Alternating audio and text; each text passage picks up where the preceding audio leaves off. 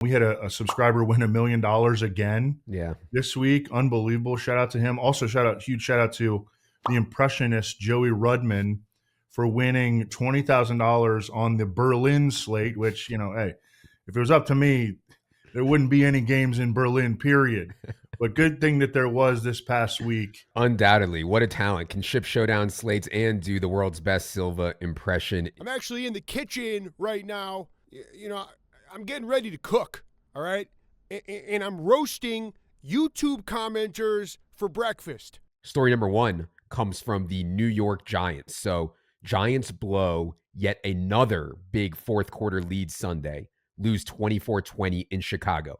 Didn't help that Jackson Dart got knocked out with a concussion right at the beginning of the fourth quarter. But regardless, this latest collapse was the straw that broke Brian Daboll's back. On Monday, Giants announced Brian Daboll fired. General Manager Joe Shane keeps his job. Evan, your reaction to the Giants' decision to can Brian Daboll? Just felt like it was always going to happen. It was just a matter of time, whether it be now or 2 weeks ago or 3 weeks in the future or after the season, that was going to happen. And I think that Brian Daboll's exit at this point in the season was sort of expedited by the fact that he was letting Jackson Dart run wild. This is from our buddy Mike Renner of CBS Sports. Jackson Dart started 7 games. He took 77 hits, 11 hits per game in those 7 starts, and he entered the concussion protocol 4 times, and Brian Daboll was like trying to pull him out of the concussion protocol. So, I mean, he was putting his quarterback in harm's way. That's not all on the offensive line. Jackson Dart has a willingness to play reckless, which makes him exciting as hell to watch. But, man, I mean, if he's the future, which right now Jackson Dart looks like the future, you as a head coach should not be subjecting the player to that kind of punishment. Obviously, has never been taught how to slide. I mean, Jackson Dart is a reckless player, but you got to try to reel that back a little bit if you're in Brian Daboll's position. Well, the pushback that I would have on that is I'm not sure Jackson Dart is on this team if not for Brian Daboll. If you watch the behind-the-scenes stuff, he was the one. Daboll was the one that was pounding the table. That was his guy. He was like, I'm going to draft. I wouldn't push back on that at all. Yeah. And so if he's the guy, you wouldn't have had Jackson Dart, who looks like a hit at the quarterback position. You would not have had him if not for Brian Daboll. And the team was playing better, man. I know they blew these leads, but they were playing better. So I was a little surprised that, they choked off in these spots. You don't have Malik Neighbors. Dart was out with a concussion. This is the straw that breaks the camel's back. I may have wanted to see the rest of the season out with how Dart could progress. I think that Brian Daboll is a good coach, and I think he's going to land on his feet, and it really wouldn't even shock me if he got like the Titans head coaching job next year and he was given, Cam Ward. I don't think he's a bad coach, but at the end of the day, like someone's going to pay for all this losing. Right. That the Giants have done. They've lost 4 in a row. They've blown a ton of leads.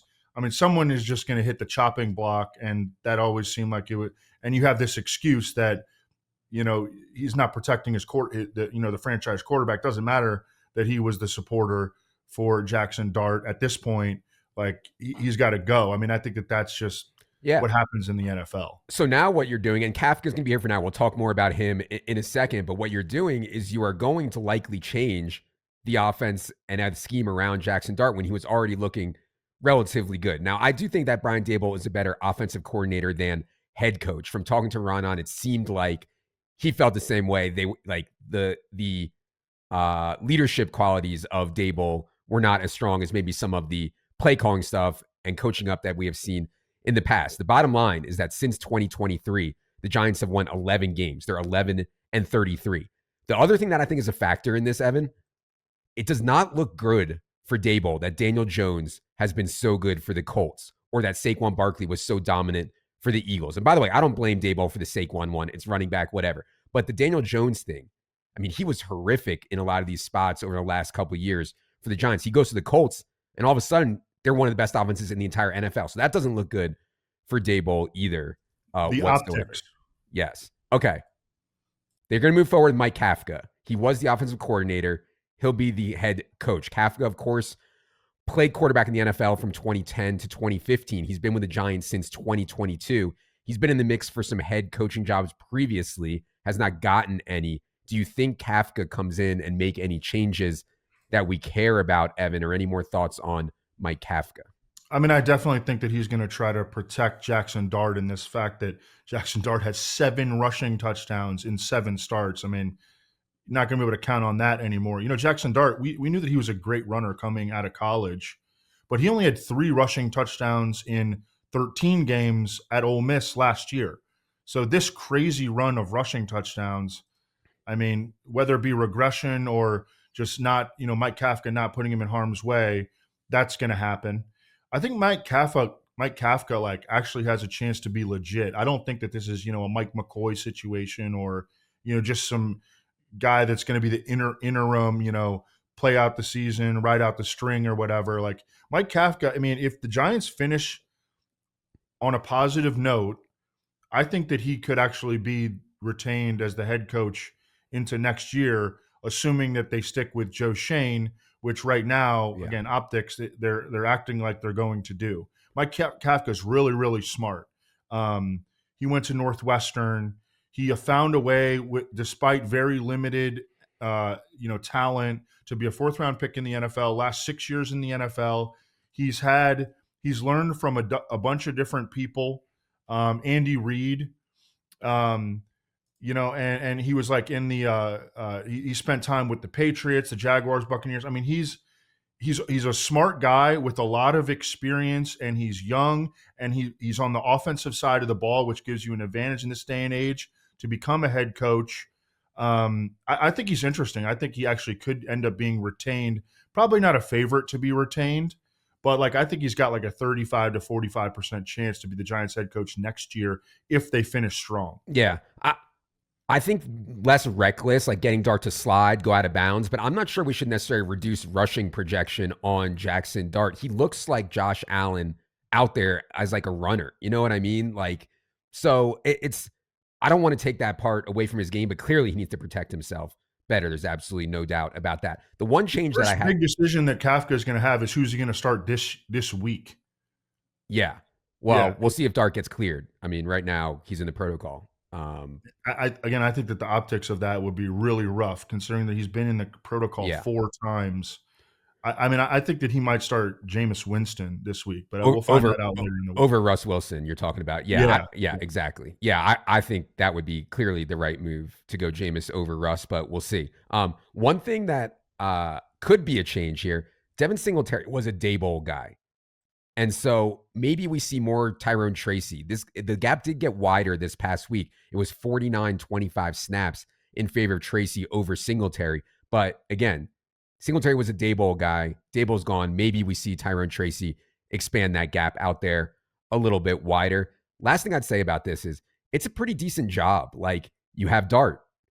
You have a quarterback on a rookie deal. You have Malik Neighbors. You have Andrew Thomas. You have a really talented pass rush. Like, you could make a case that there's a pretty good job for someone to go out there and go after, including Mike Kafka. I think it gets interesting right away. You have a team in week 11 in the Packers who's kind of reeling right now. They've lost a bunch of key dudes. They're going to the Giants. Sometimes you'll see the interim coaching bump or whatever.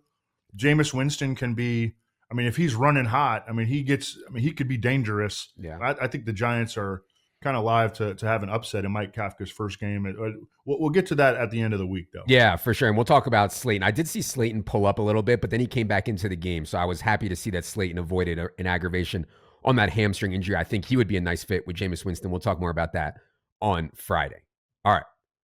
Story 2 comes from Detroit. Big change for the Lions. We talked a lot last week about how off of that loss to the Vikings, there could be some changes. And it happened. Dan Campbell strips offensive coordinator John Morton of play calling duties. Dan Campbell calls the plays in this game. He changes Jamison Williams' whole route tree. Lions go off for 44 points in an easy win over the Commanders. Clearly this matters, Evan. I think right now, if you go on like fantasy Twitter, this is like the biggest thing ever. Jamison is now going to go for 2,000 yards the rest of the season. They were playing the Commanders, so I don't want to go too far, but how much do you think this Dan Campbell taking over play calling matters to the Lions here? I think that Dan Campbell loves Jamison Williams, first of all. I also think that this is kind of nice. We've got a crier in the YouTube comments who's been crying all season about Jamison Williams' production. He blew his 5th-round pick on his fantasy league on Jamison Williams. Well, now Jamison Williams might be saved by Dan Campbell, who gets Jamison Williams. I thought it was really interesting. Jared Goff came out and said, man, Jamison Williams on a crossing route, that is a freaking cheat code, which is something that we've been saying on this show for weeks.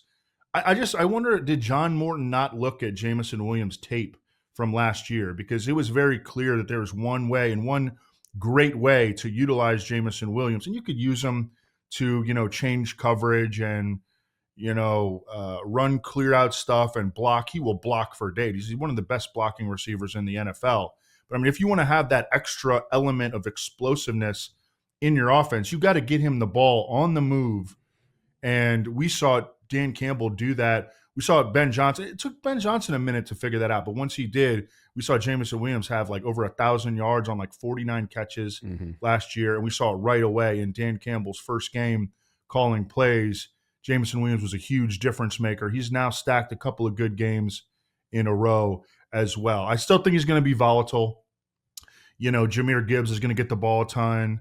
Amon-Ra is going to get the ball a ton. Dave Montgomery is involved. Dave Montgomery was actually more involved than he had been previously in this past game.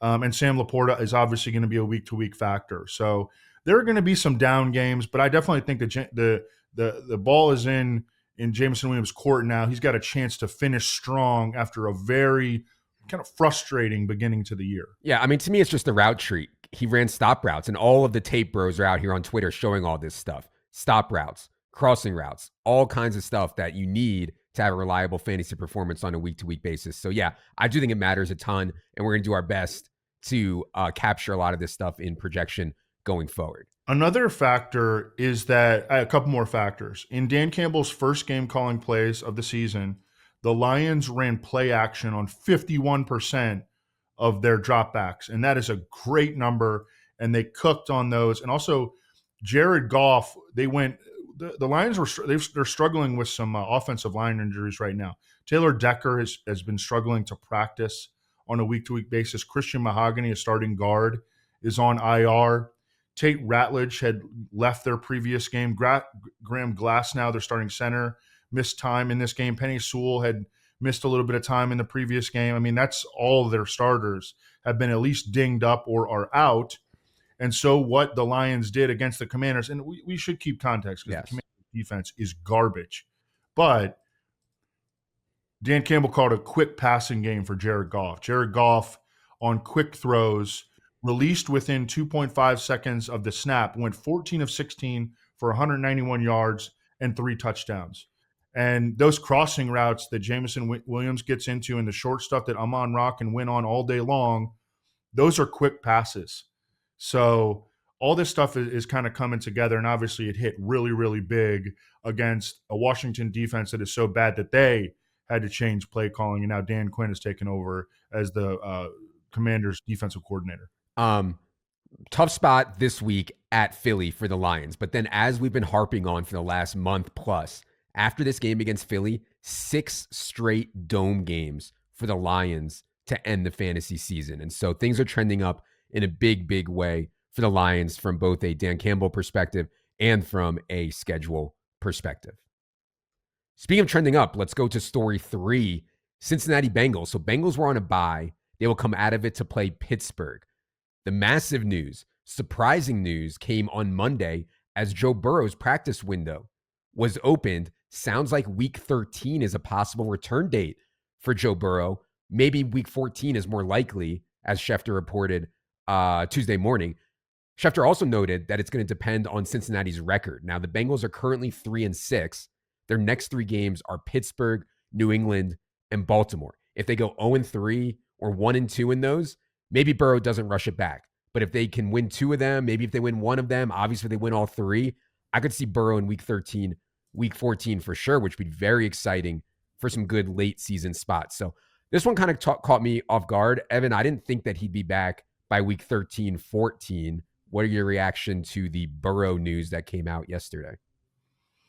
I loved it. And we've talked about it a little bit on previous shows, but you look at what Joe Flacco has been able to do in this offense, and you just think like, God, Joe Burrow. And it's kind of a wide open year. We'll talk a little bit more about the MVP race later. It's a wide open year for MVP. It's a wide open year for the number one overall fantasy quarterback. I mean, nobody has jumped out in front with a commanding lead. I actually think that if Joe Burrow had stayed healthy up until this point, because it's also been a year where Jamar Chase and T. Higgins have been healthy all year, Joe Burrow would be the number one overall fantasy quarterback, maybe in a landslide. So it's really fun to think about if he does come back. And I think it may still come down to, obviously, how does he feel in practice and all that, but are they still in the playoff race? Because if they get eliminated from the playoff race, the Bengals, then Joe Burrow isn't going to come back. But if he does, I mean, he could finish with a flurry. And I don't care who they're playing against because their defense is historically bad. They're going to give up a million points. That's not going to get fixed this year. And I don't care who they're playing. Joe Burrow would have a bunch of monster games to close out the years as long as those receivers stay healthy, which they have. It hasn't been, a lot that Jamar Chase and T. Higgins have been healthy for an entire season together. That has happened this year, knock on wood.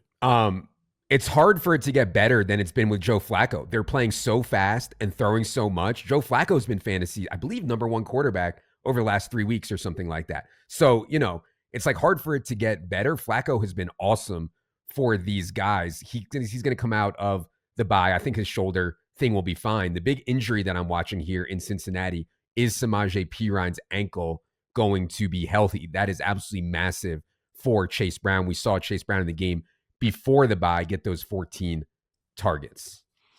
The 14 targets, and also played 95% of the Bengals' offensive snaps. After Samaje Perine left, I think he got hurt on the first drive. Yeah. Bengals Steelers this week. Remember, that was Flacco's second game with the Bengals, 33-31 win. That was the game that Jamar Chase had 23 targets and caught 16 balls. That was Flacco's second start with the Bengals. Story 4. Let's go to New England. So Patriots go to Tampa and beat the Bucs. Big story was Travion Henderson. No Ramondre Stevenson once again due to his toe injury. Terrell Jennings leaves early with a knee injury, and Henderson finally puts it in the box score. 14 carries, 147 yards, 2 touchdowns, including a 55-yard touchdown run and a 69-yard touchdown run. Ramondre Stevenson might be back as soon as this week. So now the question, Evan, is the cat out of the bag on Travion Henderson? What do you think about the split there going forward? And any more Patriots thoughts off their win in Tampa?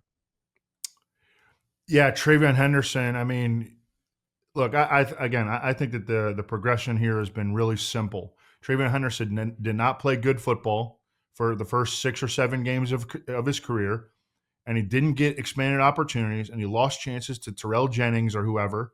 And now he's playing good football, and he is ascending, and he's capitalizing on injuries around him. Obviously, Ramondre has been out. Terrell Jennings got hurt in this game.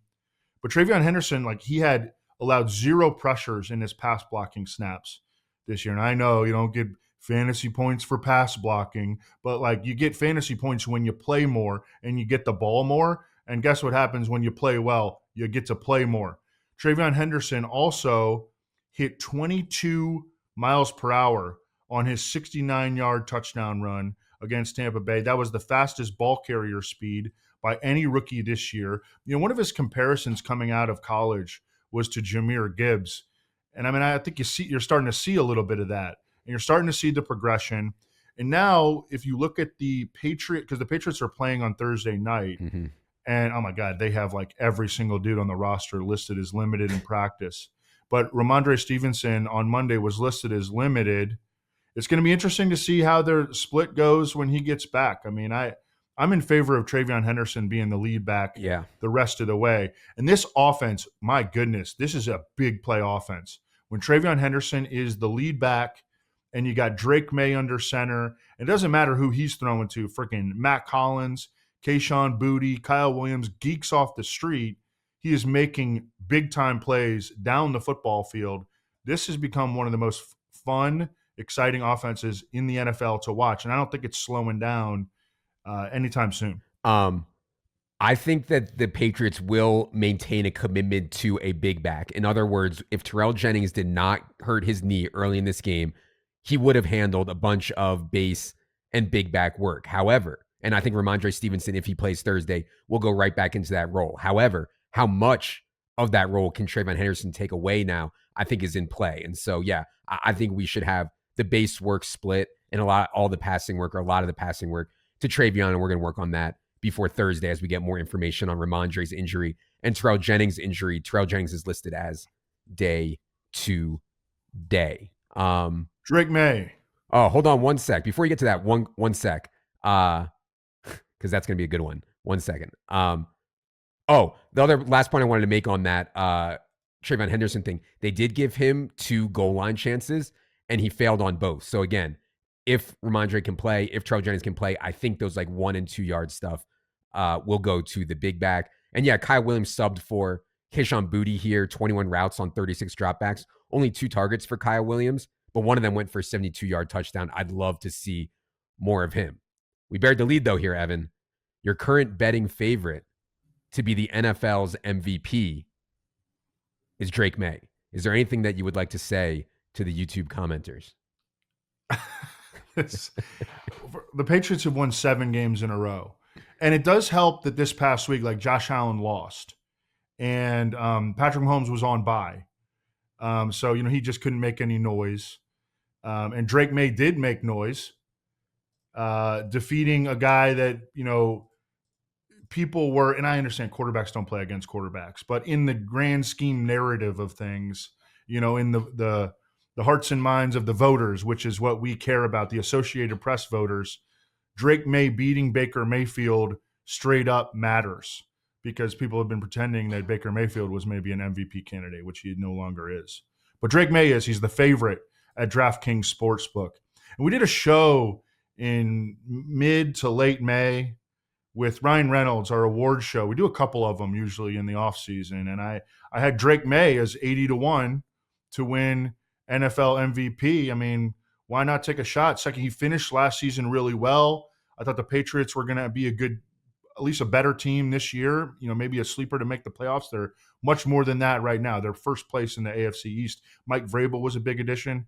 And now 80-1 then, plus 275 now. So exciting times. Drake May at the front of MVP candidacy on a very well-known sports book occupied by great people at DraftKings.com.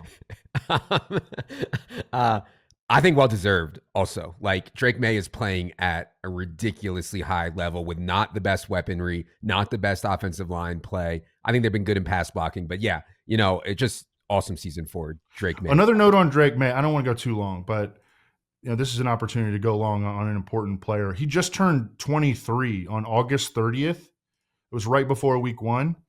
Caleb Williams is 24. Jaden Daniels turns 25 later this month. And Bo Nix is going to be 26 in January. So a lot of room for growth, I think, for Drake May. It really hit me when Greg Olson 4 or 5 weeks ago was like, Drake May is going to be the best quarterback in the NFL. You watch. Yeah. And I mean, he's on that track. All right. Story number 5, Indianapolis Colts. Nothing is new here. This Jonathan Taylor season, though, is trending towards truly historic. He goes to Germany to face the Falcons, lights them up for 32 carries, 244 rushing yards, 3 rushing touchdowns, including a walk-off in overtime, plus catches 3 balls for 42 yards. This is going down as one of the most valuable fantasy seasons ever. At the running back position, he has 4.5 more fantasy points per game than any other running back. He is on pace for 1,900 rushing yards, 29 total touchdowns, and 51 catches. And so if you drafted Jonathan Taylor and you're not winning your league, I'm sorry, you might just suck. I don't want to say it's unfair, because it's not, but it does suck to see some teams I'm losing to. Their team is bad, but they have JT. And I'm like, God, I did so much better than these people in every round, every spot, every construction, but they took JT, so they're beating me. That is how valuable he has been this year. Finally, Colts go on a bye here. But yeah, I don't know. I thought that we just had to highlight JT. We haven't had him in the top 5 much yet this season. Evan, any more thoughts on JT or the Colts game out there in Germany Sunday morning? Yeah, according to Next Gen Stats this past week, Jonathan Taylor forced 11 missed tackles against the Falcons. Felt like he forced 20 missed tackles. And 228 of his 244 rushing yards came after contact. So, I mean, he's doing this a ton. He's doing this on his own. In the fourth quarter and overtime combined, he ran for 148 rushing yards. He is having an absolute historic season. I'm pretty much never a proponent of running back winning MVP. Yeah. I think that Jonathan Taylor actually has a better case this year than Saquon should have had last year, because I think that the quarterback seasons maybe were better last year. I mean, Josh Allen was incredible. Lamar Jackson was incredible. I don't know. What do you think about that? Well, I think the Eagles roster is just so much better. The Eagles won so many games on the back of their defense, their offensive line, their wide receivers, quarterback play.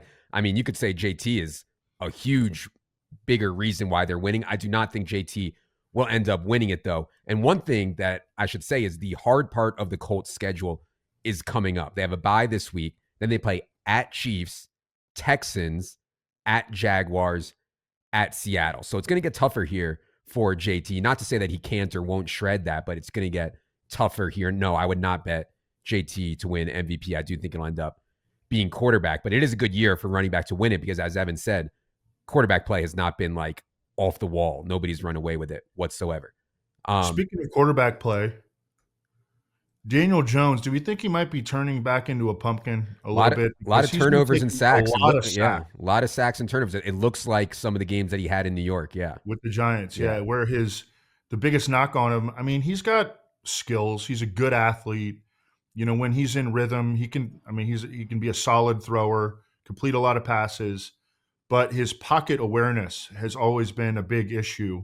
And it seems like that's starting to crop up a little bit. I think he's taken 15 sacks in his last 3 games and like 12 over his last 2.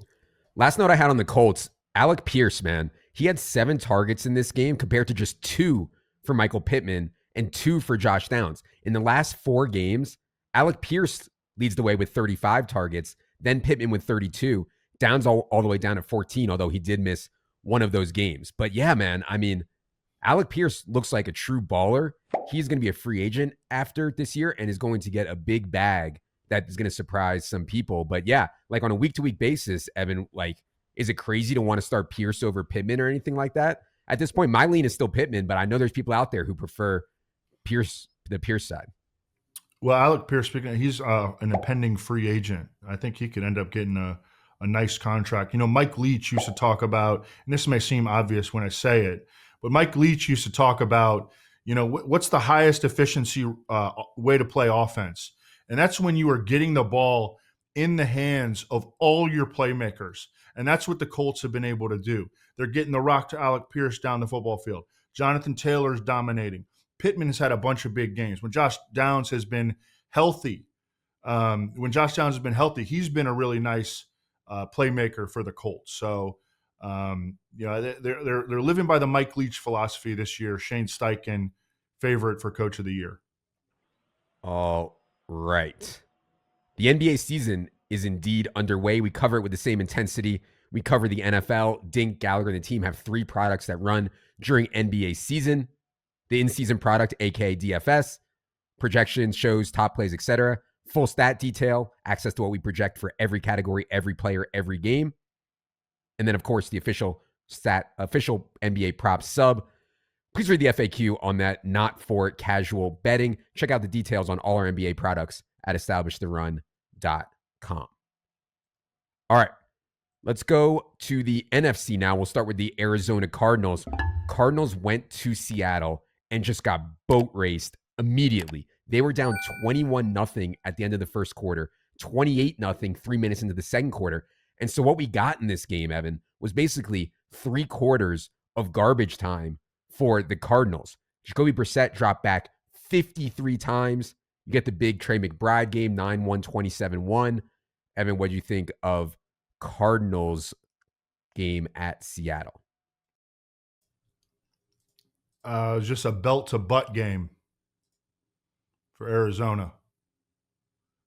There was one good team and there was one bad team. And, it's not surprised. I mean, I thought all along that and Jacoby Brissett wound up with a pretty decent fantasy game. He's actually been good in fantasy. Oh, yeah.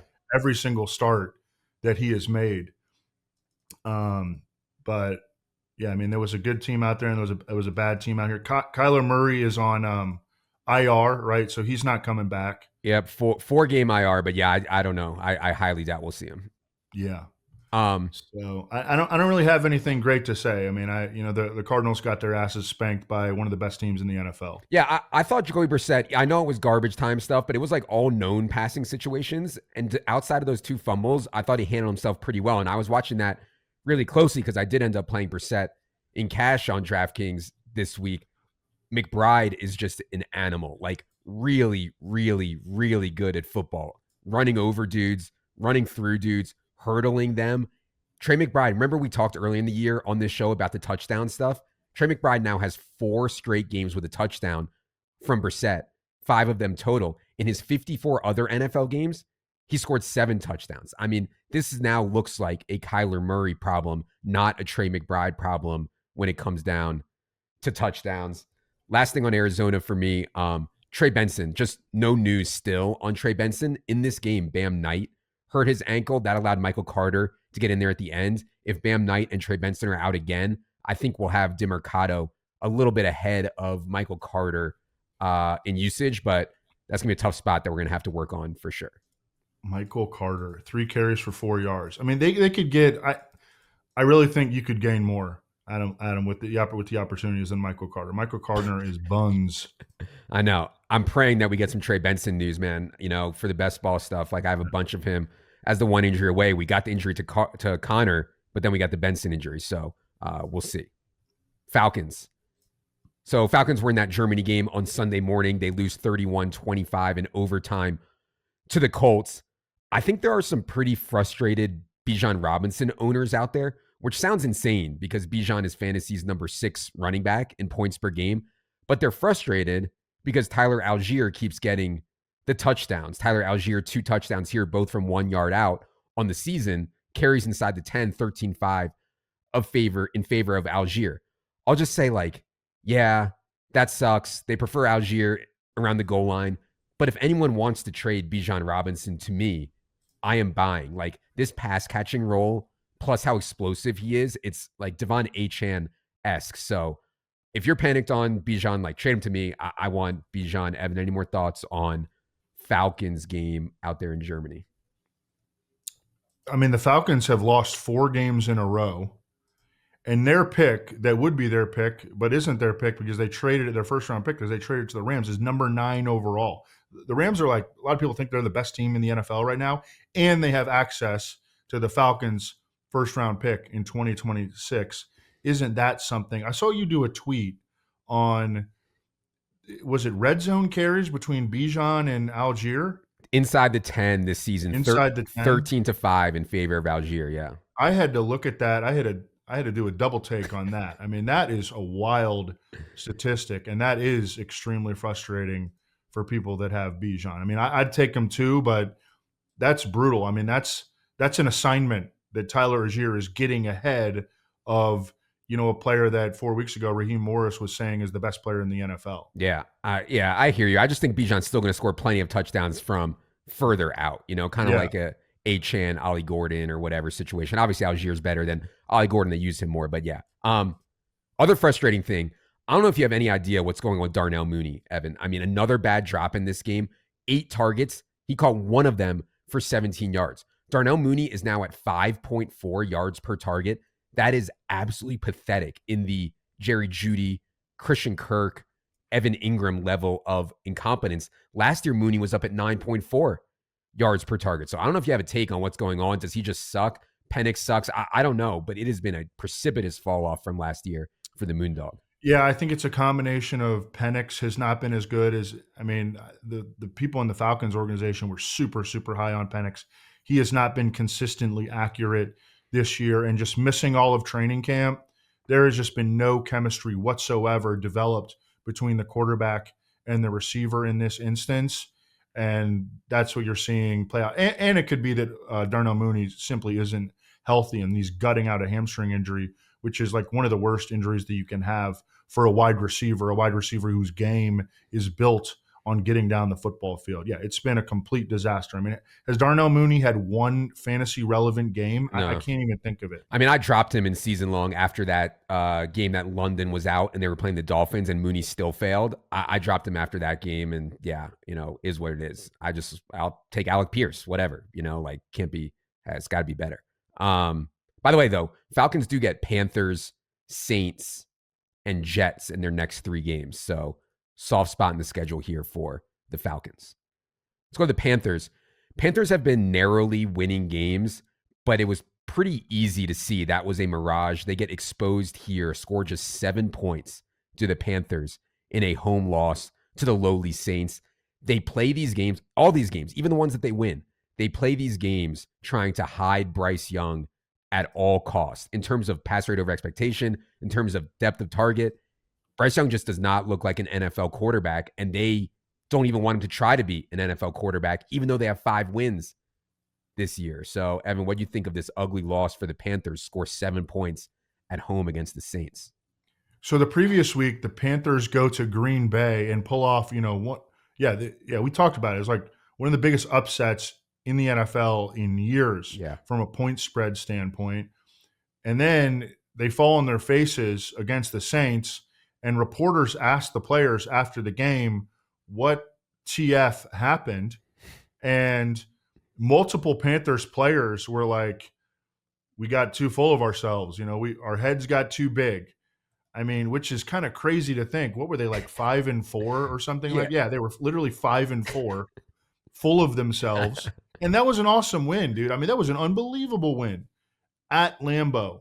Awesome. But goodness gracious, man. I mean, you got to be able to level yourself out to get a win against the Colts. These wins are, against the Saints. I mean, these are tough to come by. I don't care who it is that you're playing on a given basis. But yeah, I mean, total faceplant from a team that admitted that they got too full of themselves coming off the previous win. Only usage note I had here was the Dowdle-Chuba split got super wide as expected, 42-11 in favor of Rico Dowdle in snaps over Chuba Hubbard, and 18-3 in carries for Rico Dowdle over Chuba Hubbard. So I know that Rico underperformed slightly here, but the gap is still super wide. Let's go to the Bears. Bears stage a late comeback, beat the Giants 24-20 at home, get Brian Daboll fired along the way. The big question to me coming into this Bears game was, what would the split look like between DeAndre Swift and Kyle Monangai? Swift led in snaps 42-26.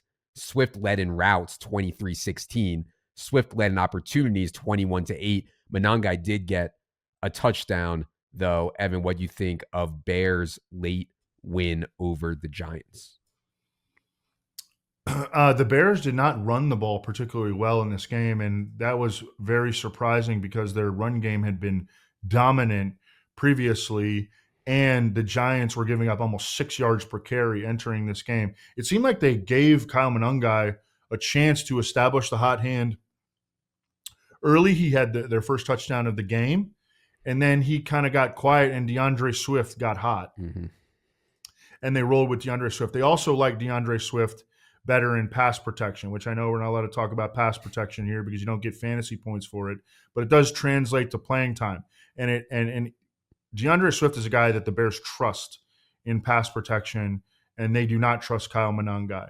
And that, and as soon as DeAndre Swift showed that he was playing at a high level coming off this groin injury that had been bothering him for a month, I think they kind of rode him. And Kyle Monangai is not going to go away. I think Kyle Monangai will have decent games the rest of the way. He'll be a flex option the rest of the way. But I feel a lot better right now about DeAndre Swift being the lead back now and into the future. A lot of people were like, oh, that was the Cole Kmet breakout against the Bengals in week 9. That was the Colston Loveland breakout against the Bengals in week 9. Oh, he's going to separate now. No. Cole Kmet, 20 routes on 41 Caleb dropbacks. Colston Loveland, 23. When you're only running around half the routes, it's just really, really hard. And so no matter how good you think Colston Loveland is, and I think he's good, it's just really tough when Cole Kmet's going to take half of the routes. And the other rookie thing, DJ Moore got banged up in the first half here. We'll have to watch that. He did come back into the game. So we did get to see Luther Burden get some extra run. In other words, when DJ Moore went out, Zacchaeus stayed in the slot and Luther Burden took the DJ Moore role. I thought Luther Burden looked awesome in that role during that time. And so I would love to see them get him more snaps. They just don't seem to have not shown a big interest in it yet. Yeah, I think it was Clay Harbor, who covers the Bears now, played for the Eagles in the NFL. I think he was like the Bachelor too or something. But he like covers the Bears very closely, and he had some statistics on this. Like if you look at Olamide Zacchaeus, if you look at his yards per target or his passer rating when targeted, it's like nothing compared to Luther Burden's, which is like off the charts. Same with Cole Kmet to Colston Loveland. Yeah. So I don't know. I mean, the Bears have kind of had their opportunity to switch those two, and they have not. Colston Love did have a nice game though, in this game. He went 4 for 55. But you're right. I mean, you want that full piece of the pie to be able to have monster games, or else 4 for 55 is a great game when you're only running half the routes. Colston Loveland could be a 100-yard tight end, or at least have 100-yard games every now and again if he was getting the full thing. But we have not seen indications that that's going to happen. We know a lot of Bachelor contestants, by the way. Mike Renner, Bachelor contestant. Clay Harbor, Bachelor contestant. So, yeah. Okay. Nice. Cowboys were on a bye. They will come out of it to face the Raiders. Small thing to watch is who the handcuff is to Javonte Williams here down the stretch. Jaden Blue was a healthy scratch in week 9 in favor of Malik Davis. Then they cut Malik Davis, expose him to waivers, bring him back. Meanwhile, maybe Phil Maffa is nearing health. So I don't think it's clear right now who the exact handcuff is, but I'm going to be watching for that. Evan, any other Cowboys thoughts as they All I got is that Cooper Beebe, the Cowboys starting center who had missed like 6 weeks, was activated off injured reserve prior to the bye, and therefore I would expect him to be back in week 11, and that would mean the Cowboys have all 5 of their original starting offensive linemen back in the lineup for week 11 on Monday Night Football against the Raiders. Let's go to the Green Bay Packers. Another scary, dreadful offensive performance from the Packers last night. They lose 10-7 to the Eagles. Now, I get it. No Tucker Kraft, no Jaden Reed, no Matthew Golden.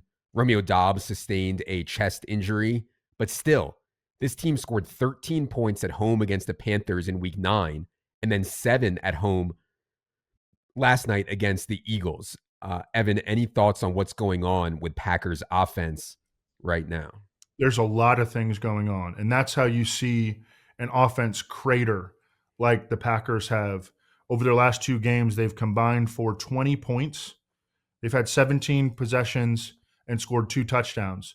And they've got offensive line problems. Their starting center, who's a stud, Elton Jenkins, has started at left tackle in the NFL. I mean, he could play every position on the offensive line. Broke his ankle against the Eagles. The week before, Tucker Kraft, who is the best player on the Packers offense, period, was an ACL. Yeah. Done for the season. Yep. In this game, Jordan Love was pressured on 17 of his dropbacks when he was pressured, according to Next Gen Stats. He went 3 for 12 for 21 yards with 3 sacks taken. Jalen Phillips ripped them apart in his first game as an Eagle. The Packers are not running the ball as well as they did last year, and they kind of lean into the run, even though they don't run the ball that well. And they just lost their best, weapon, their best, offensive weapon in Tucker Kraft, and Matthew Golden didn't play in this game, and they don't have any other alphas in their pass catcher core. Their offense just isn't very good, and that's really shown up back-to-back losses at Lambeau for the Packers. They are on a steep downward decline right now. Couple more notes for me. I did think it was a good sign that Josh Jacobs, and I talked about this, I don't know. I don't remember when it was, but finally off the injury report with that calf issue, and Josh Jacobs here got 26 touches compared to just 2 for Emmanuel Wilson and 0 for Chris Brooks. Josh Jacobs is so good around the goal line. You saw him kind of like squeeze his way in for the touchdown there. They get the Giants next. This is going to be an insanely good spot for Josh Jacobs coming up here against the Giants, assuming that there was no aggravation on that calf, which I do not think that there was. And lastly, Luke Musgrave's going to have better spots. Eagles have been very good against tight end. This was the first game without Tucker Kraft. Luke Musgrave ran 34 routes on 42 Jordan Love dropbacks. So, like, I'm keeping the light on for Luke Musgrave here as a full-time player with Tucker Kraft not in there. That's a good number. I didn't know that. That's a good number for Luke Musgrave. Let's go to the Rams. Matthew Stafford continues to play at an MVP level. I mean, Drake May is the leader for MVP.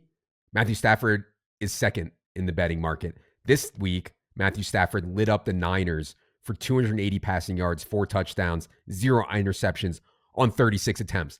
3 months ago, they were trying to tell us Matthew Stafford's back was dead. He's not going to make it through the season. And now he's second in the MVP race, first in the entire league in touchdown passes with 25. He's only thrown 2 interceptions against 25 touchdowns. So this Stafford season, unreal. Evan, what do you think of Rams' latest victory this time over the 49ers? Yeah, I mean, the Rams are friggin' balling right now. I mean, and, obviously keyed by Matthew Stafford. Stafford is number 2 in MVP voting behind Drake May. MVP voting. And MVP odds behind Drake May. Did you just say that? Yes. Okay. The Rams had 0 penalties and 0 turnovers against the 49ers. This thing where they're running 13 personnel is 3 tight ends on the field at the same time. And the Rams have 4 tight ends that they're willing to play. They have one of the deepest tight end depth chart. I mean, nobody's a stud, but they have a deep tight end depth chart. 45% of their plays were 13 personnel this past week. I saw Wiggins put in our Slack that Puka doesn't play on those plays.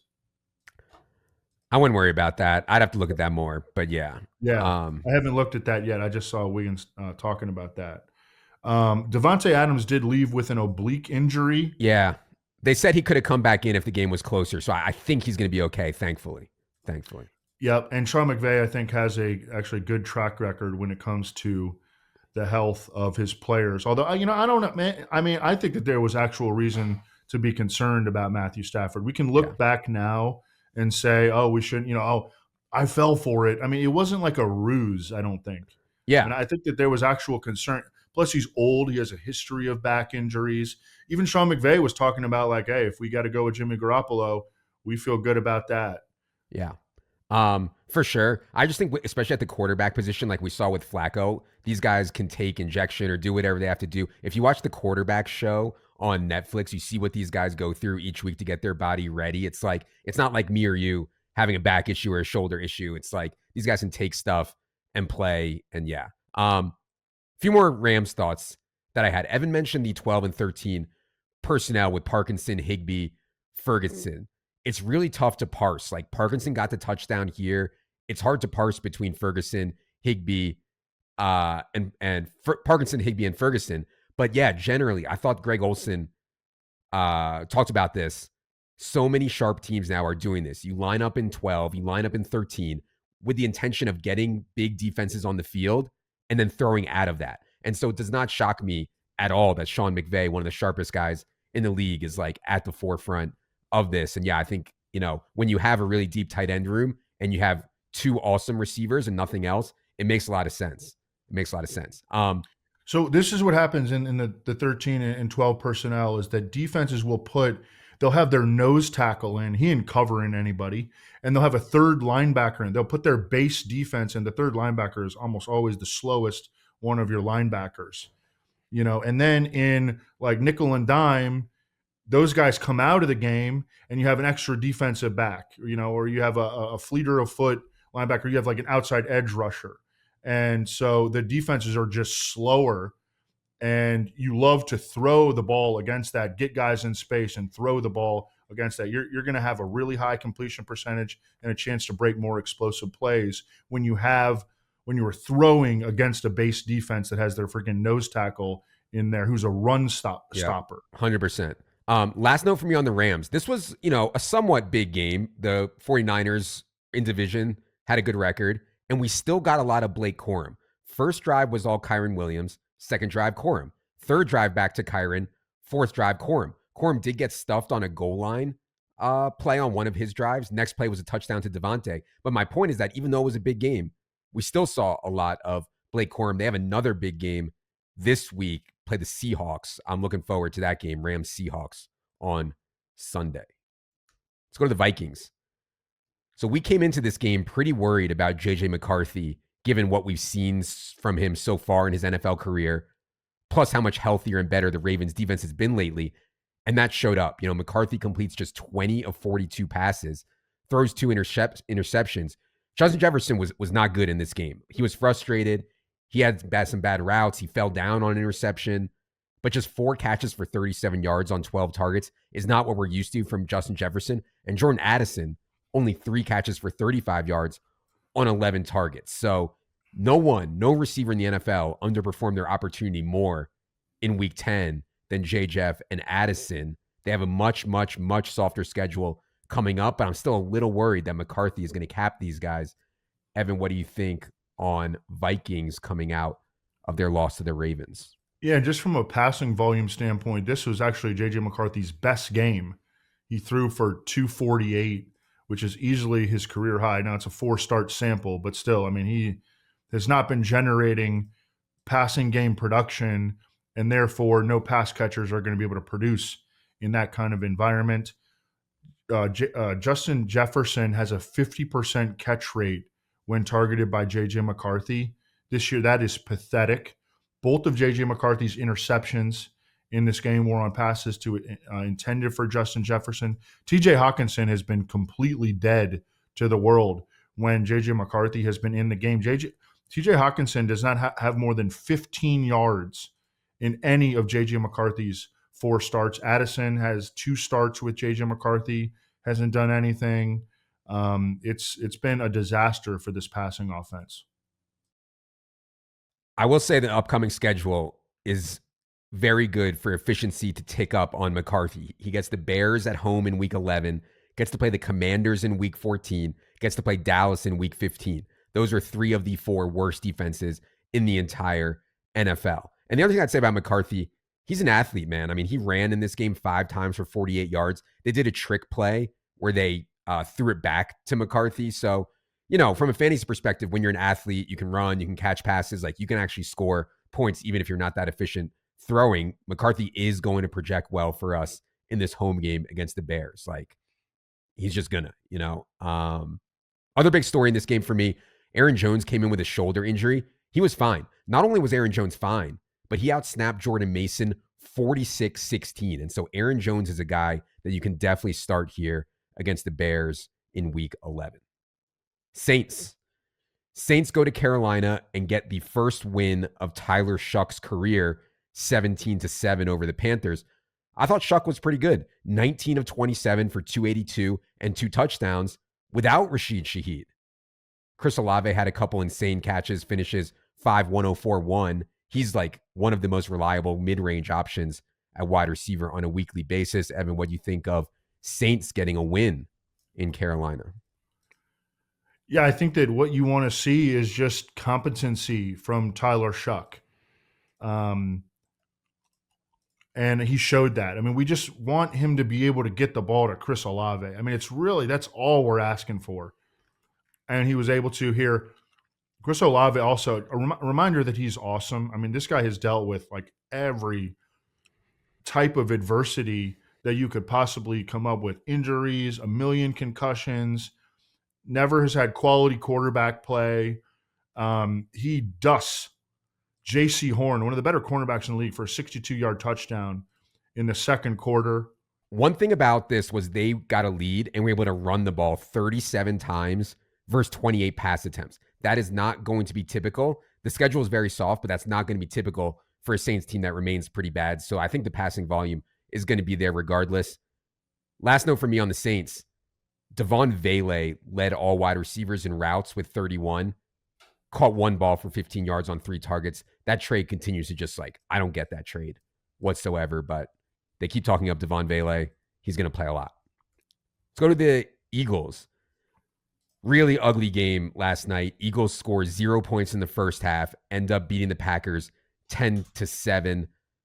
I thought Saquon, coming off of whatever groin issue he had before the bye, looked fine, but they did take him out on some long down and distance stuff, some third down stuff. He finished with 44 snaps, did Saquon, compared to 20 snaps for Shipley plus Bigsby. Not a huge deal, but I didn't think it was ideal. Did look really good on that last play, 41-yard catch that set up the game-winning touchdown to Devonta Smith. Evan, any thoughts on Eagles' performance last night in Lambeau? Yeah, I just watched this game, and I'm just now looking at the stats because we're doing this on fairly early on Tuesday. But, yeah, I guess he only averaged 2.7 yards per carry. I thought he looked good when he got into space, certainly as a receiver. The big note that I had on this game, it was a 10-7 game. Yeah. So people were saying it was the worst game all year. There was 0 scoring in the first half of a Monday night game for the first time since 2009. 2009 was 16 years ago. So, this was, a historically low-scoring game. And the big note that I had was Lane Johnson. We know that he matters. He left with an ankle injury, and they moved Fred Johnson in at right tackle. And Fred Johnson had been a key to their jumbo packages, which had sort of been sparking the Eagles' mini resurgence in the running game. So I think that, we know that Lane Johnson matters. It's probably as simple as that. We want Lane Johnson to be healthy, and the Eagles have a huge game coming up against Detroit on Sunday night. A.J. Brown was again outplayed by Devonta Smith here, and Devonta Smith 7 targets, A.J. Brown 3. There's a lot of people out there right now that would tell you I'd rather have Devonta Smith than A.J. Brown in fantasy. We had their projections really close last night, within a couple yards of each other. I don't know if you have a take here, Evan. Who would you rather have rest of season, Devonta Smith or A.J. Brown? Oh, boy. I love A.J. Brown so much. I would have to say him. Yeah. But I understand that it is an argument. Yeah. I feel the same way. Devontae's been better for a huge part of the last year, but I think A.J. Brown's just a better player. But that's not taking anything away from Devonta Smith, who's an incredible player in his own right. It's just hard when you got a quarterback who throws for 183 yards in a game. Yeah. You're not going to – it's really hard to have big games. Point blank period. Let's go to the 49ers. This was a big division game for the Niners, home against the Rams, and they lose 42-26. The defense is just so decimated by injury. They are down to 21st in yards per play allowed and sinking. Also, again, no Ayuk, no Pearsall, no Purdy here. Evan, what do you think of 49ers loss to the Rams? Yeah, and their defense has completely collapsed, which is not surprising considering they've lost their entire defense. Another week where the 49ers will not be opening Brandon Ayuk's 3-week window to practice, which suggests that he's more than 3 weeks away. Even in deep leagues, I would not be counting on any kind of an impact from Brandon Ayuk at any point this season. Ricky Pearsall is expected to practice this week. He's been out 6 games. Mm-hmm. He was number 3 in the NFL in receiving yards before going down. Now, that was weeks 1 through 3. But he was playing well before that. I don't know, exactly where he's going to fit in to the passing offense right now.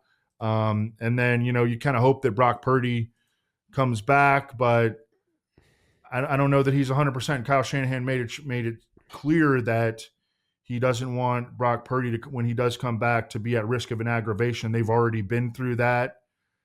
I don't know. The 49ers are in a tough spot right now. Just the most injured team in the NFL for the second year in a row.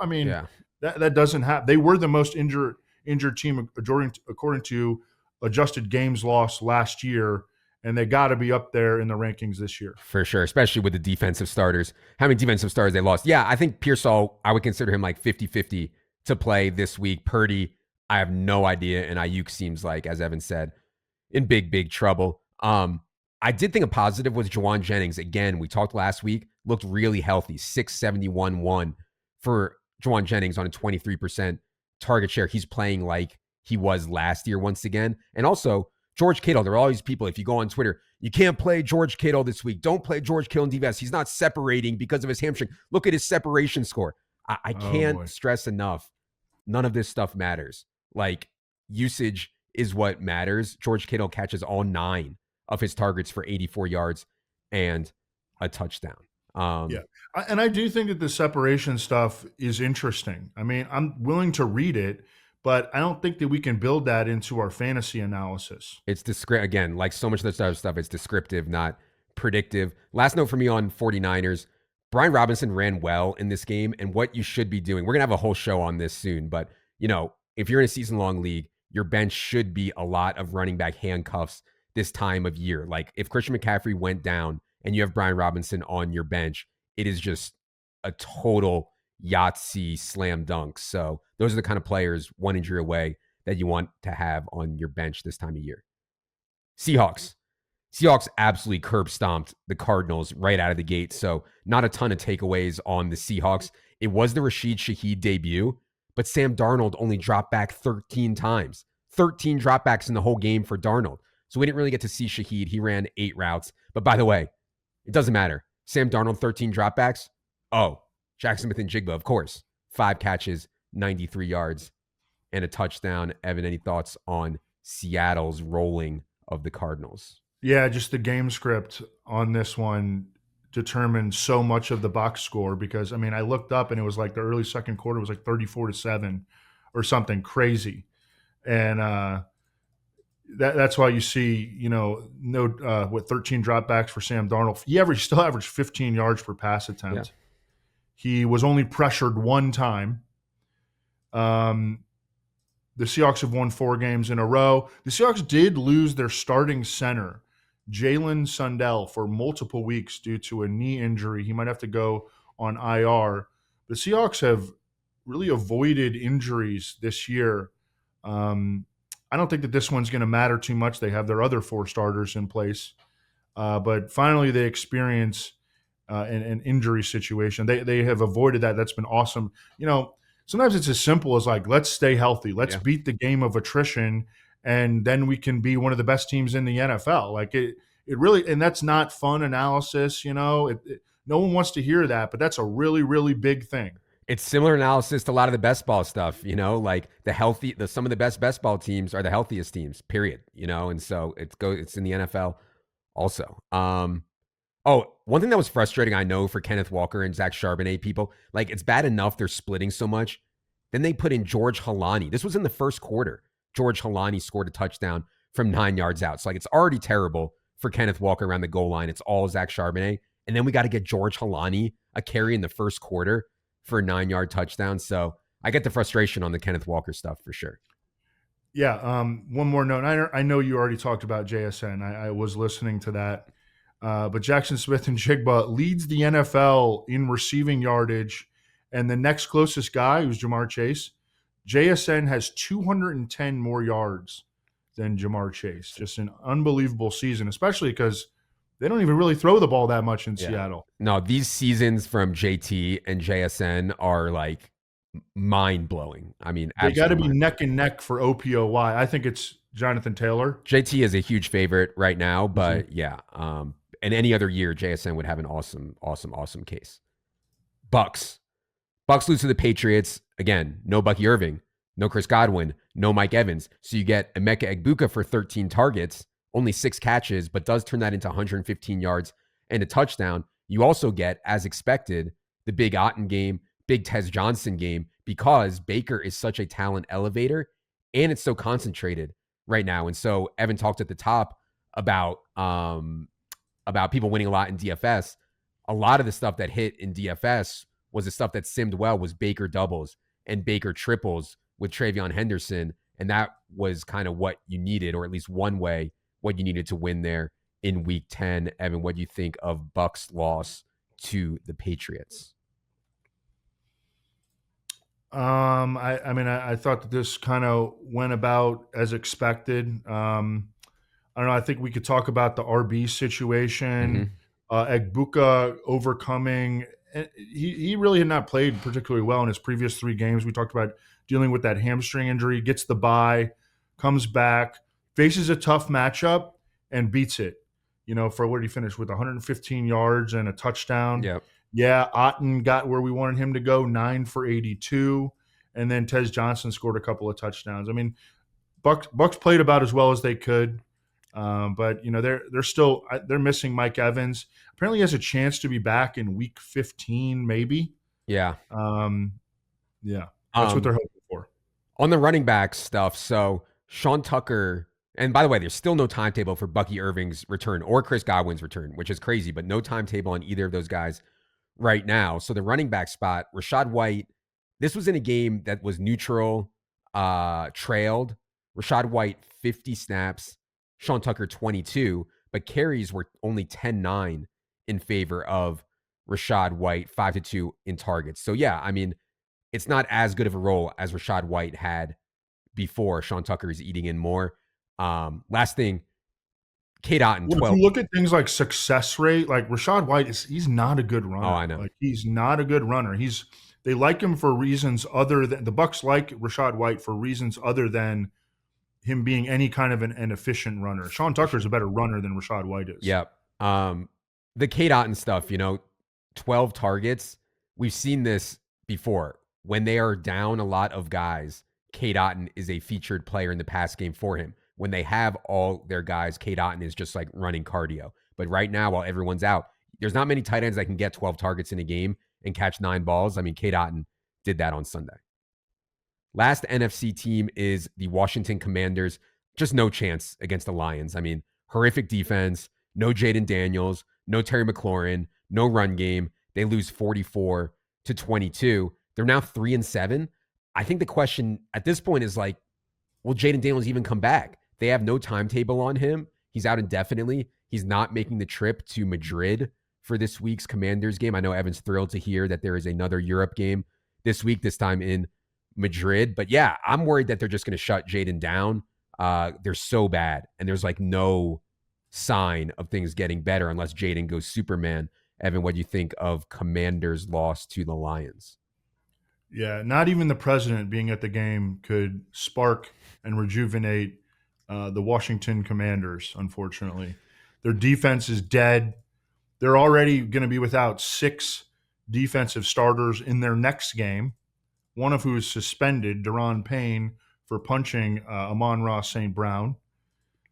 They're changing defensive play callers from Joe Witt to Dan Quinn. Who cares? Treylon Burks, who they got like off the scrap heap, former first-round pick of the Titans, comes in, has made some really nice plays. I mean, he looked good out there. 3 catches for 58 yards, leads the team in receiving.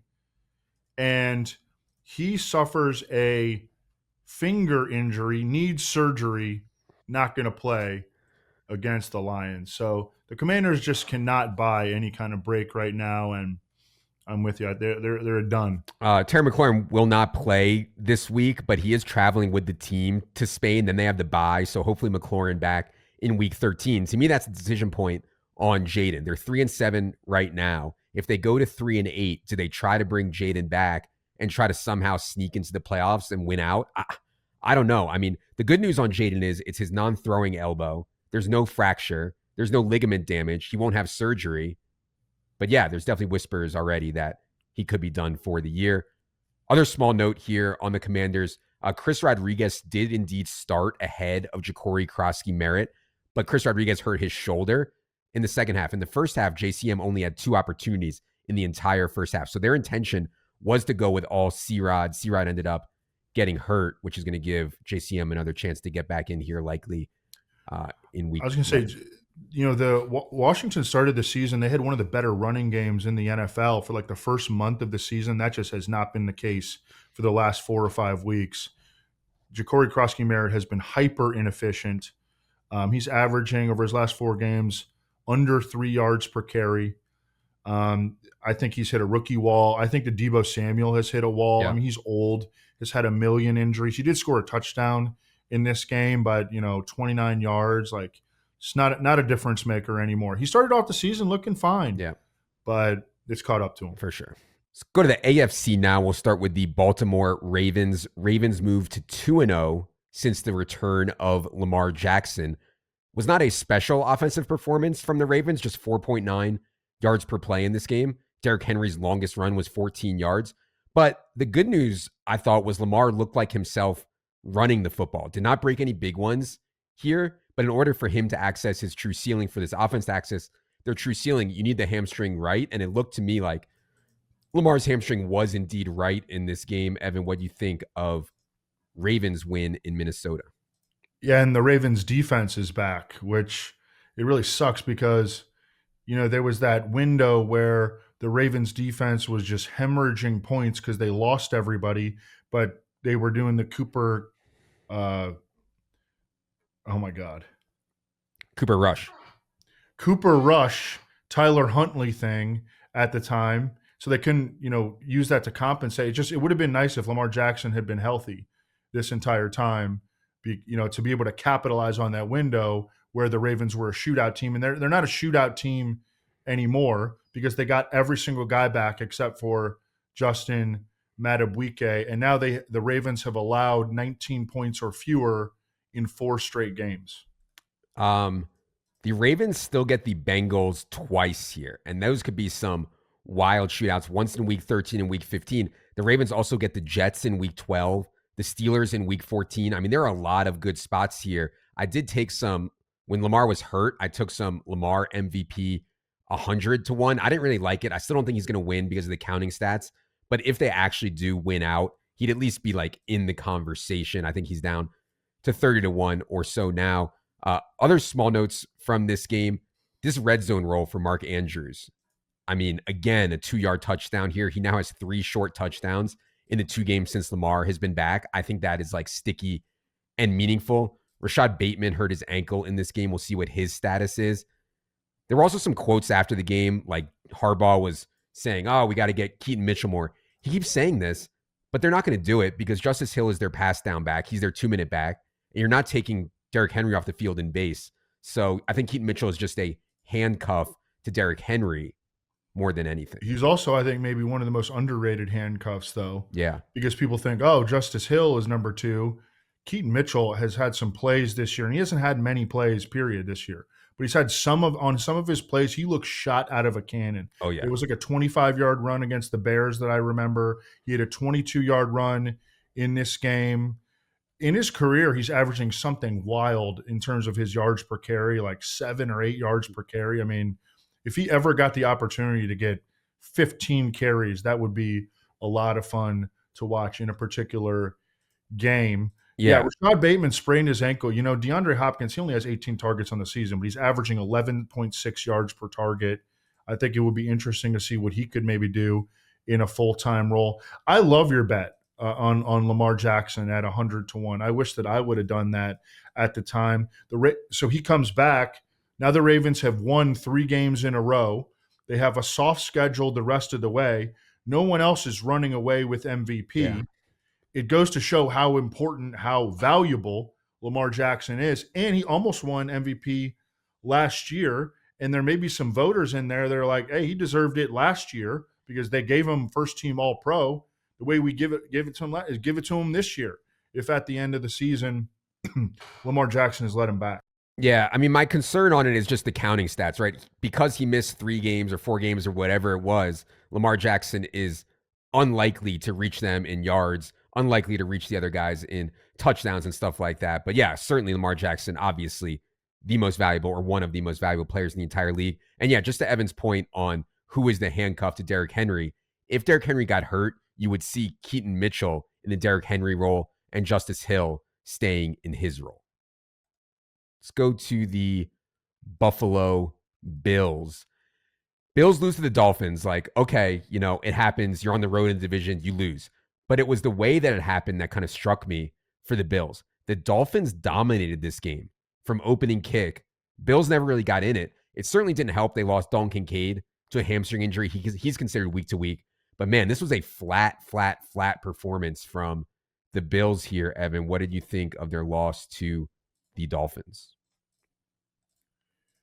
Yeah, and that did not look great for Dalton Kincaid, I didn't think. And he's a player that has been playing above his expectation this year. And one of the reasons that he's been playing so well, I think, with his opportunities, Dalton Kincaid, is because this is the first time in his career that he has been healthy, and now he's hurt.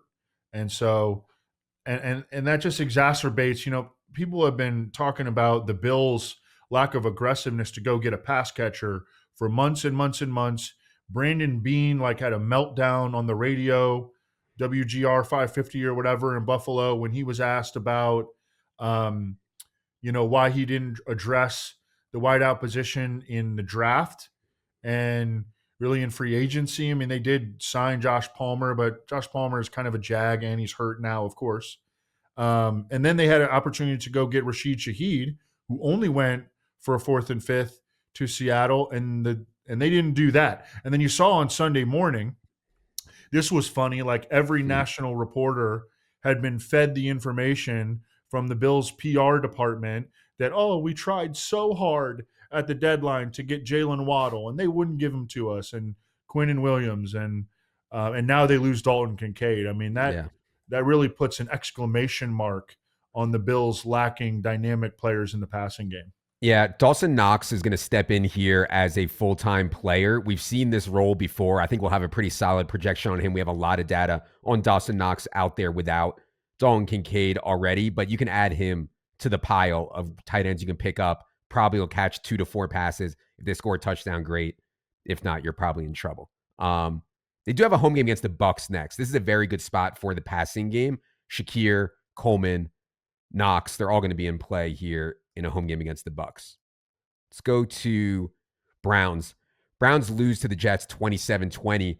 They gave up 2 first half special teams touchdowns. When your offense is so bad as the Browns is, it's just impossible to overcome. So, they weren't going to win the game after they gave up 2 first half special teams touchdowns.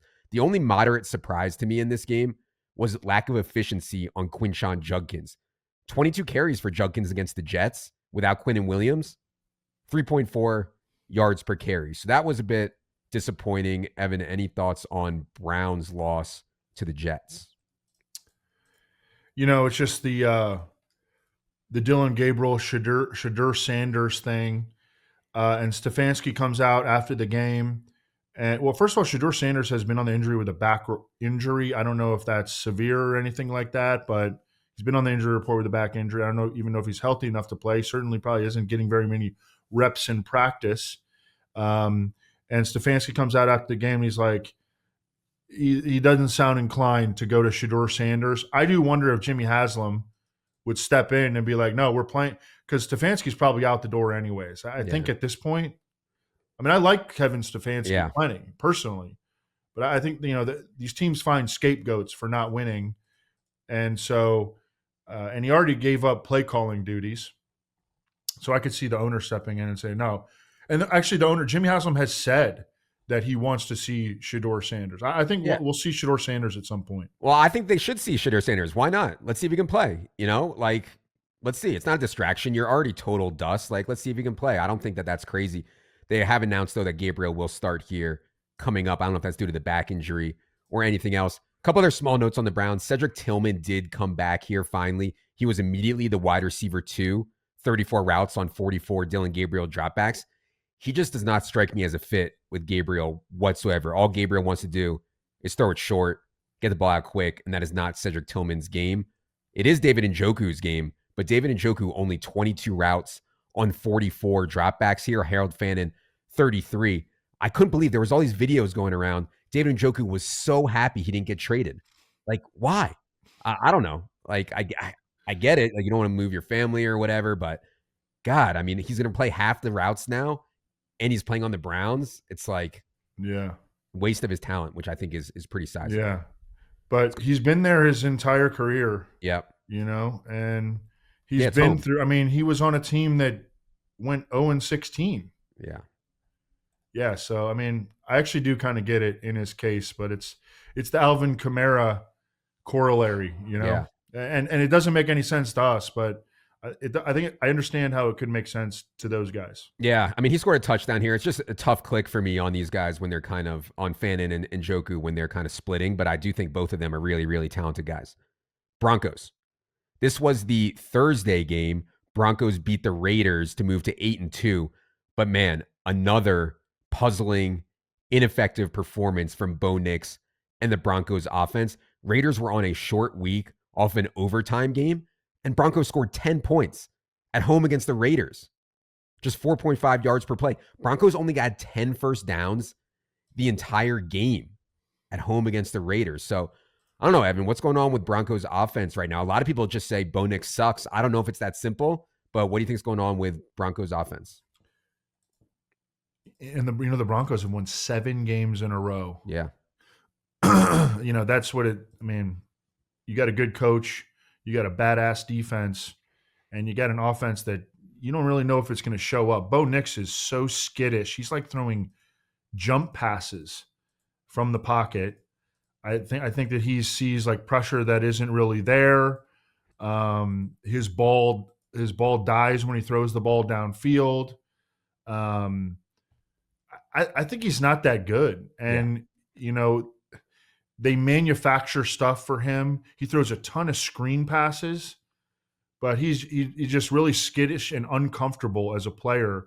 And we saw that highlighted against a not very good defense. The Raiders actually, they're like middle of the road in their statistics this year. I think they're really well coached. Patrick Graham has always maximized what he's had. They do have Max Crosby, although he didn't do anything in this game. Broncos have one of the better pass protection units. You get really good pass protection. You get good coach with a scheme like that, and you get a great defense, and you can overachieve like the Broncos had despite. And the thing is, like, Bo Nix is like the number 7 quarterback in fantasy too. So people that aren't watching him play, which a lot of people did watch him play and were like, what in the hell is this on Thursday? You saw that on social media. But the people, they were probably taken aback by how bad he was. He's been bad this season. I mean, he has had a bad sophomore season, period. They've had a very soft schedule, and, that's allowed them to win all these games. The story that I thought was going to be the lead here and one of the top 5, but it hasn't broken yet. I am very worried about J.K. Dobbins' foot. A lot of people are out there saying scary things about J.K. Dobbins' foot. Remember, he came back into this game, but Bucky Irving came back into his game also, and he's been out for like 2 months now or something insane. And so people are saying this is similar to that. If RJ Harvey is available in your league, if you can trade for RJ Harvey, he will be the base back while J.K. Dobbins is out here, assuming that he is out. And maybe you get McLaughlin up also or something like that. We'll see. And then obviously they have Tyler Bidet also. But yeah, Harvey was not a good pick this year. He was not going to overtake J.K. Dobbins, but you might get a suck out here down the stretch for RJ Harvey. Last note, Troy Franklin. Shower narrative is kicking up big time between Nix and Troy Franklin. Troy Franklin, 9 targets in this game. Courtland Sutton, just 4. Now, Marvin Mims was out again with this concussion. I think he'll probably be back. But for this game, at least, it was a very clear 3 wide receiver set. Franklin, Sutton, the rookie Pat Bryant, the 3. But yeah, the Franklin-Nix connection is certainly cooking right now. Yeah, even though Courtland Sutton is clearly better than Troy Franklin, and you can look at the efficiency metrics to support that, and you can look at what the opponent does and how they choose to cover Troy Franklin versus how they choose to cover Courtland Sutton.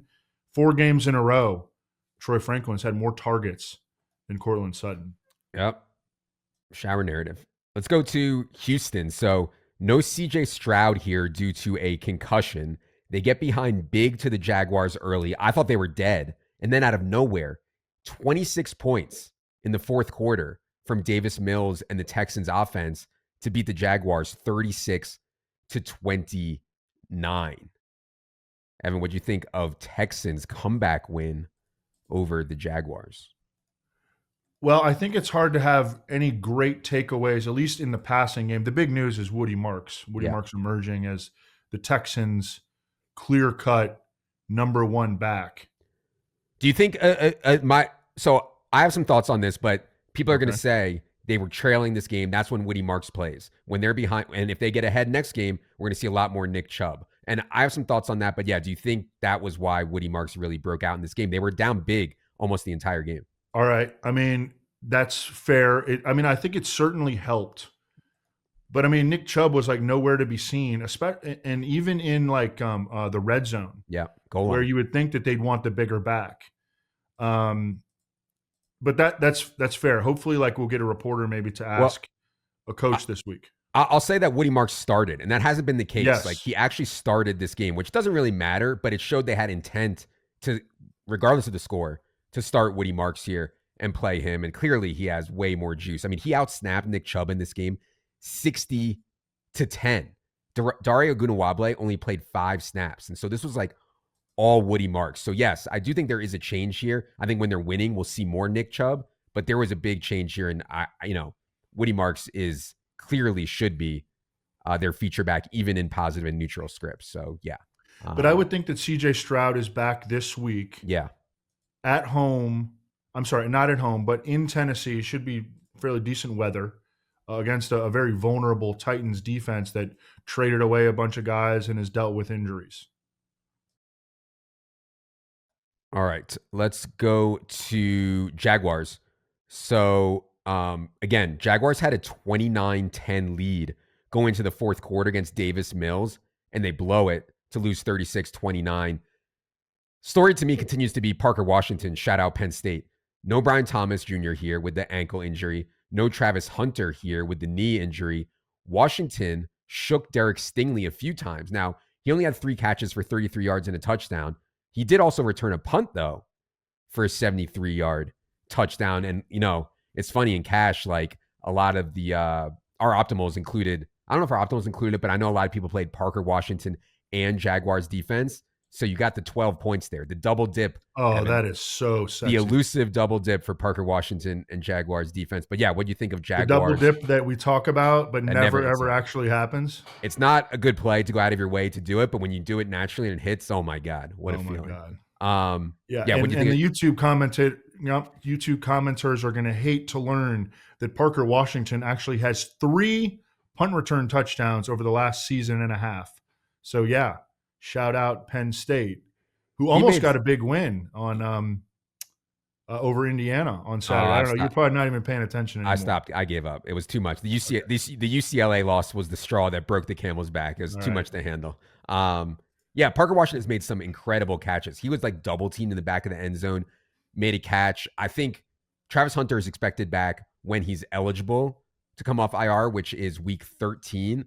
BTJ, we'll see. I have not seen any updates on BTJ other than it's a quote unquote low grade high ankle sprain, which obviously makes no sense. I don't even know if they want him to play or he even wants to play. I mean, it's been that bad. We did get a YouTube comment that we were hating on Brian Thomas a few weeks ago. And listen, there's not a bigger cheerleader than Brian Thomas than me. I mean, I drafted him a lot. I had him high in the rankings. Like, I want Brian Thomas to succeed, but like, we're going to tell it like it is. When the dude is sucking, which he sucked for 8 games, to the point of like he was maybe on the trade block.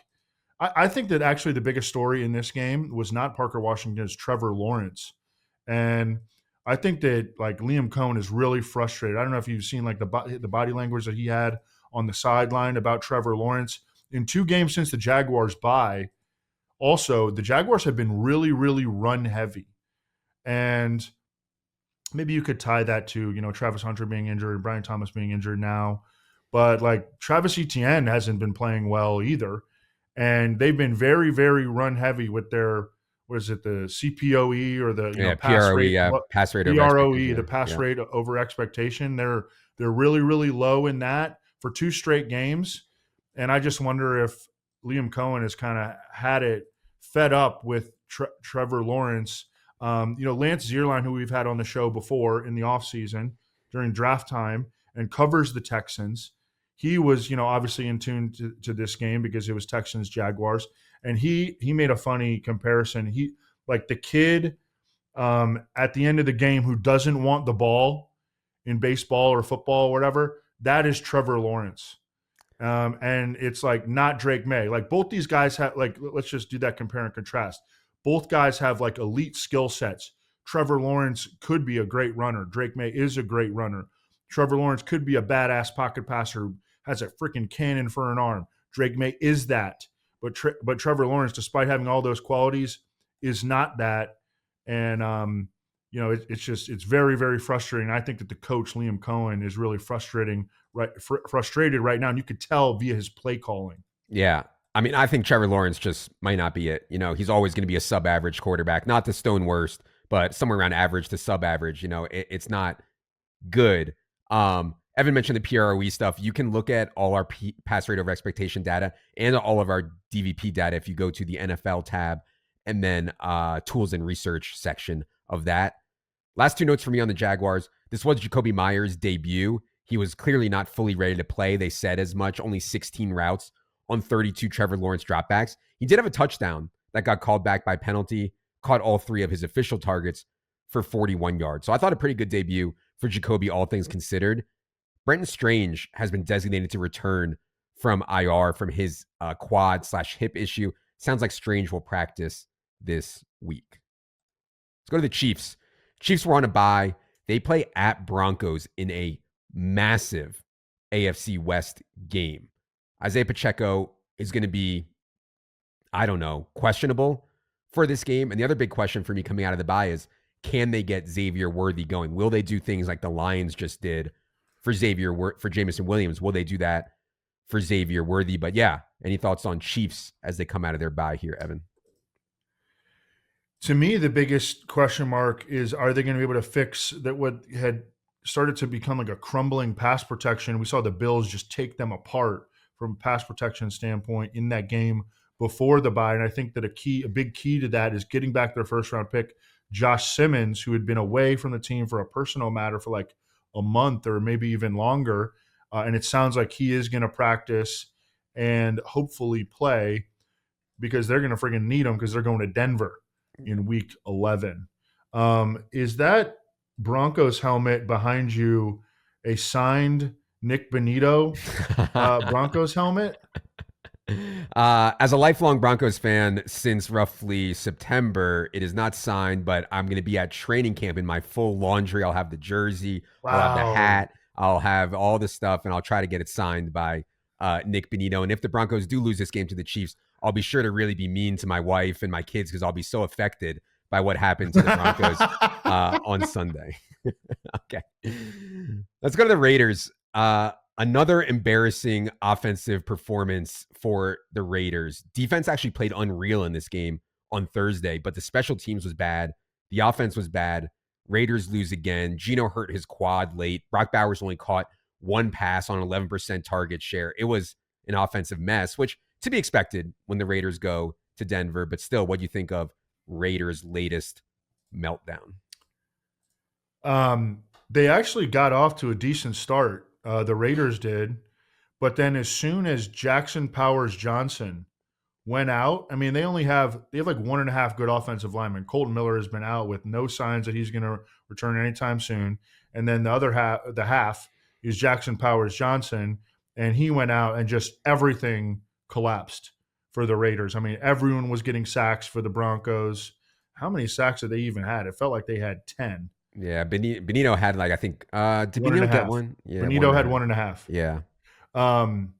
That's all I care about. But I mean, Geno Smith could barely walk. Did you see him walking through the locker room? He could barely friggin' walk. So I wonder if we're going to see Kenny Pickett coming out of the bye.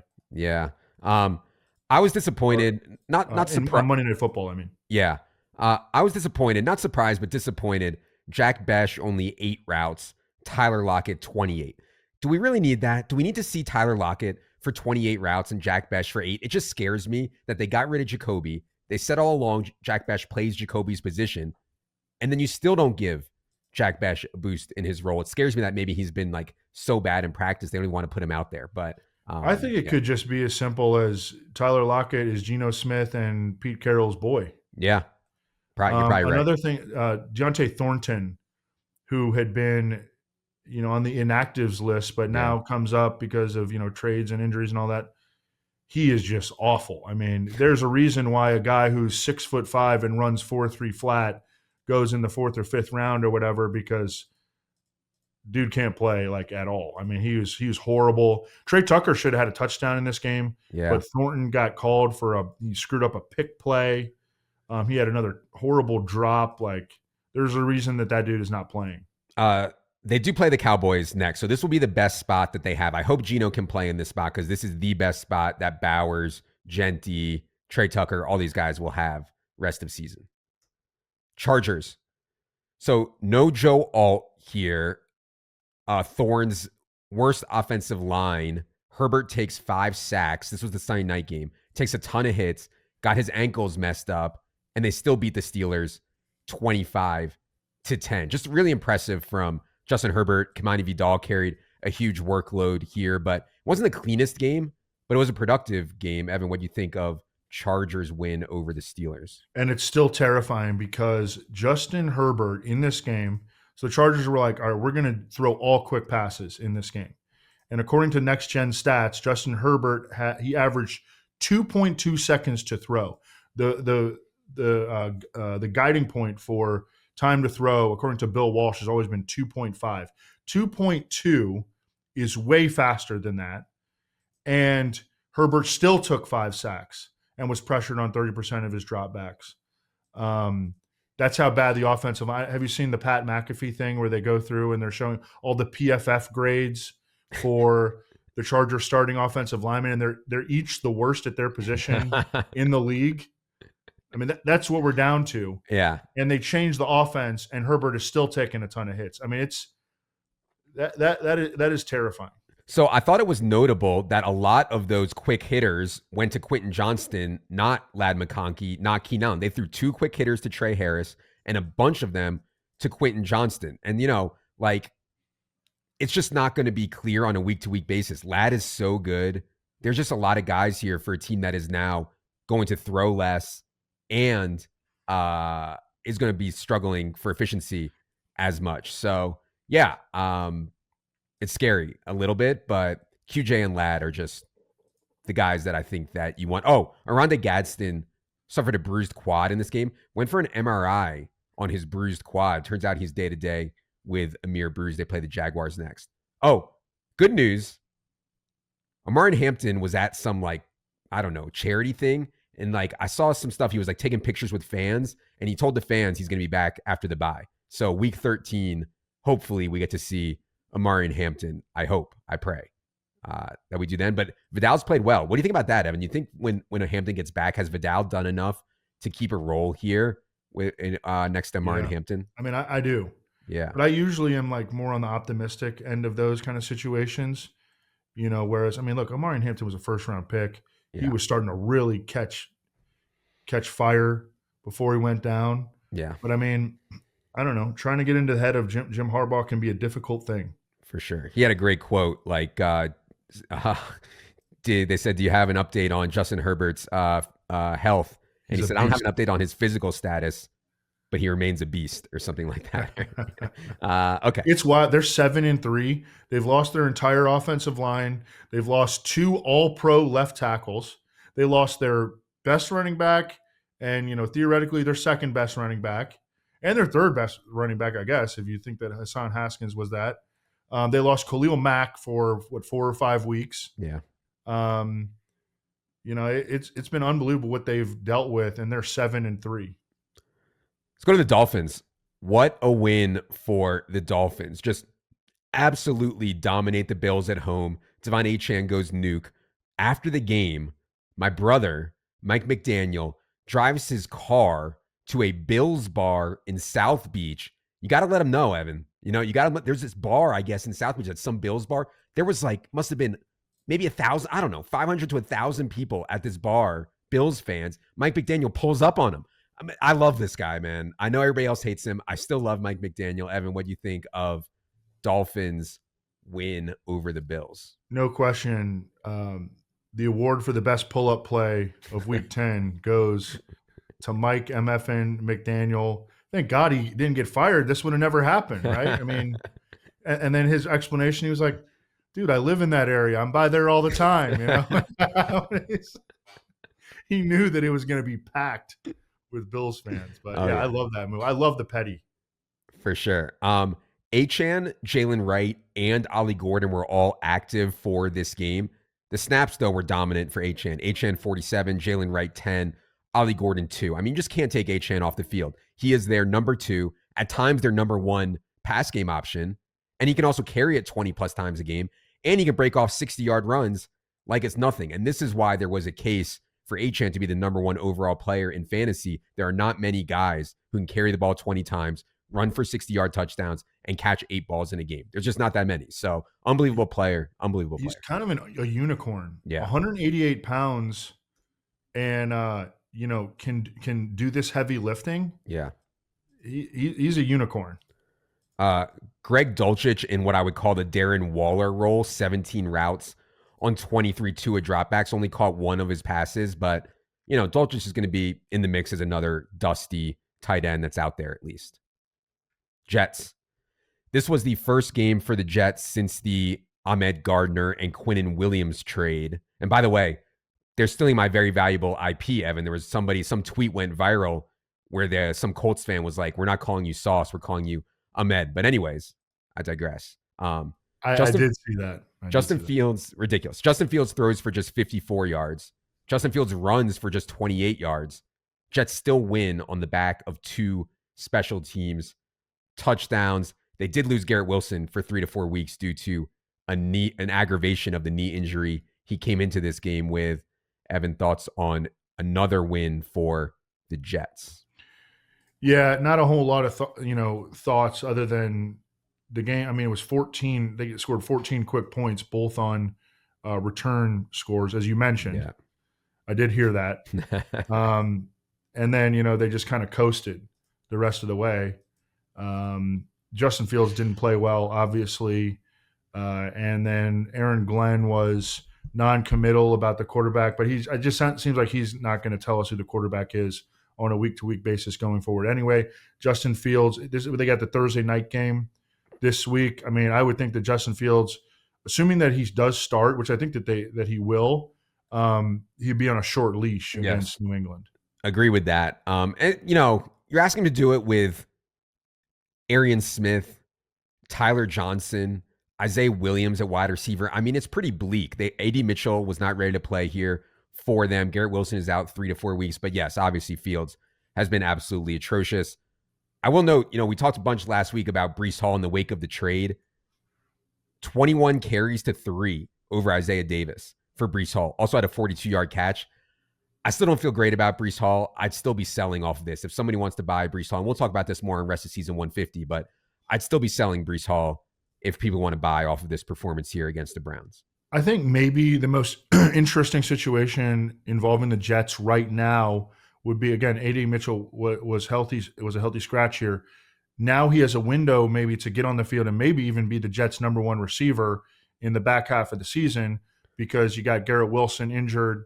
I don't know if that's going to even amount to anything, but I mean, there is like an opportunity here that A.D. Mitchell could maybe capitalize on. Yeah, 100%. Well, I have breaking news of the show, Evan, and it is bad news. Ian Rappaport is reporting that Travis Hunter has undergone season-ending knee surgery. It was an LCL repair. He has his eyes set on 2026. So Travis Hunter had his best receiving game of the season as he suffered this injury. It looked like he was ascending, and now Travis Hunter is toast. Big winners here are going to be Parker Washington and Jacoby Myers. Both can play inside in the slot. If Brian Thomas comes back, he's more of an outside guy. De'Ami Brown has been rotated out. So yeah, Parker Washington and Jacoby are going to be very much in the mix here for T-Law. Evan, any initial thoughts on Travis Hunter out for the season? I mean, it sucks. He's one of the most fun players in the NFL. Talk about a unicorn. Like, he really has a chance to be a unicorn. Great news for Parker Washington. Yeah. All right. Steelers. This was the Sunday night game against the Chargers. The Steelers' lack of weaponry really showed up in this game. They were showing it like on the broadcast. The Chargers were just doubling DK Metcalf, and you don't see like full-on pure doubles a lot. They were pure doubling DK Metcalf at all costs, just like dare the likes of Calvin Austin, Roman Wilson, Jonnu Smith to beat them, and they couldn't. Steelers managed just 10 points in a loss at LA on Sunday night. Evan, what do you think of Steelers' ugly, ugly game? Yeah, and it's not just that. Like, it's the way that the offense is designed at this point, where it's like Aaron Rodgers is getting the ball out of his hands quickly. He refuses to take sacks. He refuses to wait for downfield routes to develop. Like, that is the total antithesis of DK Metcalf's game.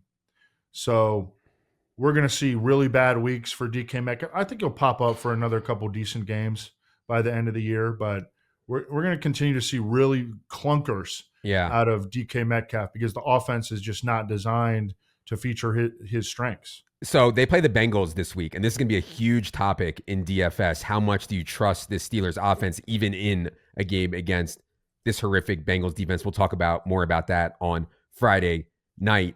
Gainwell actually played more snaps than Warren here as they were losing. It was Gainwell 27 snaps, Warren 24. But Warren had 14 carries, Kenny Gainwell 0.